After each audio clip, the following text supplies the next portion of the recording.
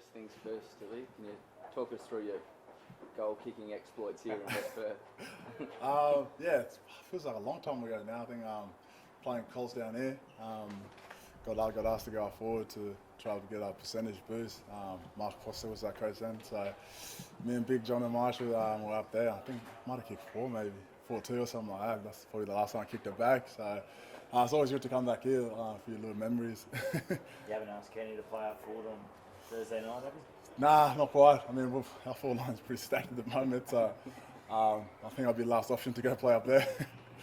How's the trip Yeah, it's been been good. for you? Yeah, it's been really good. Obviously, coming back home to Perth, the club's been good, and I guess allowing me to be able to go see my family at times. But then, we're also here to play football and just that connection as a group. And I think it's been well. So we've really enjoyed it. So we've got a game Thursday to finish off and get a win to get our season going. How much have you missed it? You spent most of your career in Sydney and then Adelaide. How much have you missed the chance to get back here? Yeah, I mean, I guess with COVID sort of made it a little bit tough, but I don't think it's just for me. There's a lot of people that have had that situation, but I think Port have been great, and so as soon as the border opened, allowed me to be able to go home and see family and that. So yeah, it's been good now that sort of can go home and see family. But yeah, I'm enjoying really being in Adelaide and got a home there, so I'm really set there.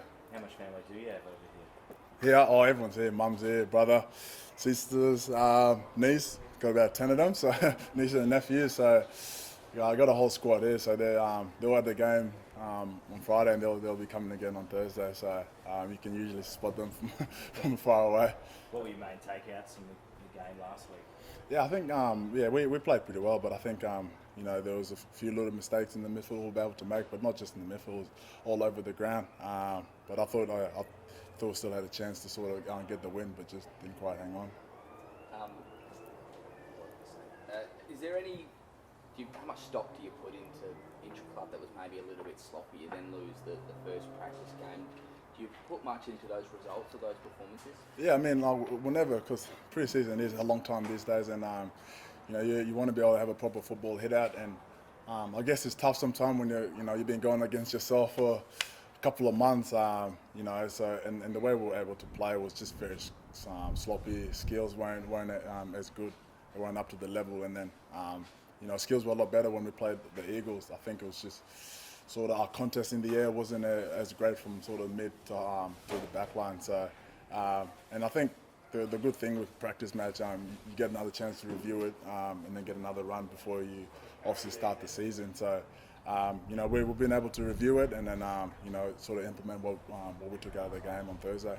The club's obviously spoken a lot about wanting to play quicker this season.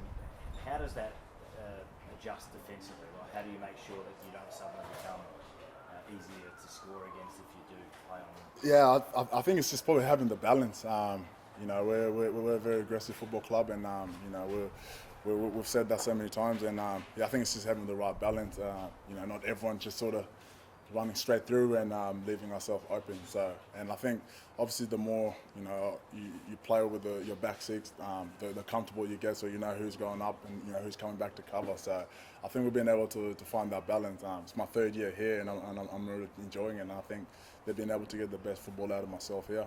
For the 3 years you've been here, it's probably been talked about as an undersized backline. You're the tallest. Am I? Am I actually? I didn't even know that. I think you're the tallest. It's such a great intercept player and good at one-on-one. Would you like to be more of the guy that puts his hand up and says, "I'll take Tom Hawkins this week. I'll take the big boy"? Yeah, I mean, we've been able to do that towards the back end of last year, where I was able to just sort of go on the number one forward and then try to shut them down. Because when I did come over here, I sort of told them, I'm not just an intercept player, because that's what everyone thought. I'll just come and fly across, but I can't play that one-on-one.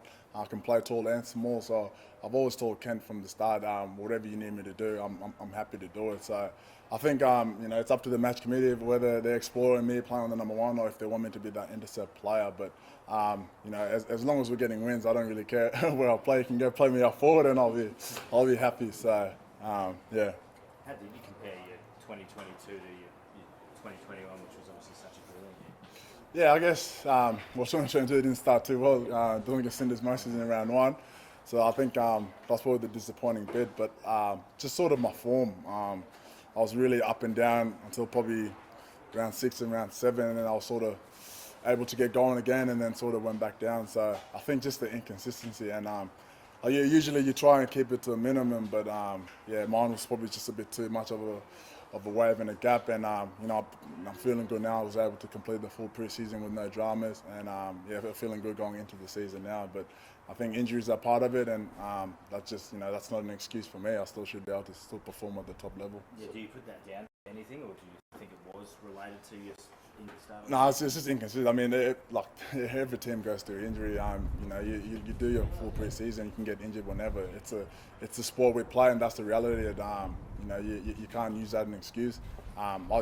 Just form wasn't great. Like I got better towards the back end, but certainly the first probably 13 to 14 rounds weren't to the level I wanted, particularly after my 2021 season, which was probably my best year. So was that a confidence thing at all? Did they get knocked around last year? Personally, Yeah. I don't know. Yeah. I guess you can sort of put it on a few other things, but like I'm a confidence player, so I always have that high spirit, high confidence kind of thing, and every game I go to, I'll go in with that confidence. I'm going to be my man. Sometimes things happen that you don't want to happen, but I think that's just the reality of sport. But it's just probably trying to keep that fluctuating to a sort of little minimum. So. Did you find teams put a bit more attention into your last season as a result of your form the previous year? Yeah, that happens, and I think it's just probably finding a way to go around that. So whether it's working with the coach, a line coach, and trying to find a way around it, and I guess how we can use if two are coming to me, like how we're going to use that to our advantage, and we're still playing around with it, to try to find a level where we can sort of play the way we want to play. But yeah, you certainly go into games, you review, the type of player that's going to come and try and lock you down, try and not let you play the way you want to play. But good players tend to find a way out of that. What do you have to do then when you do get that attention? What do you do to try and counteract it? Yeah, I don't know. There's various things I can do. I mean, I can probably unlock someone else. The simple thing that majority of intercept players do, you just go up to someone else and try and create a 2v1, and hopefully someone else, it frees up someone else that can sort of play that role you want to play. But there's just times where you just have to beat your man one-on-one. Whether they're annoying you or not, that's the reality of the sport. What's Bass brought to the group moving to the defence this year? Yeah, I mean, he's just so, because as you said, I didn't know it was the tallest in the back line, but I think just being able to play on different players, he doesn't. I don't think he doesn't want any player to lock on someone, and I think that's just the way we've been playing. We've been able to, I guess, rotate well as a backline group, and that's one of the things he's been able to broad. But I think just the way we've been able to attack and off our half back line. So we've got some great ball users there, and try and give them the ball as much as we can so they can get going.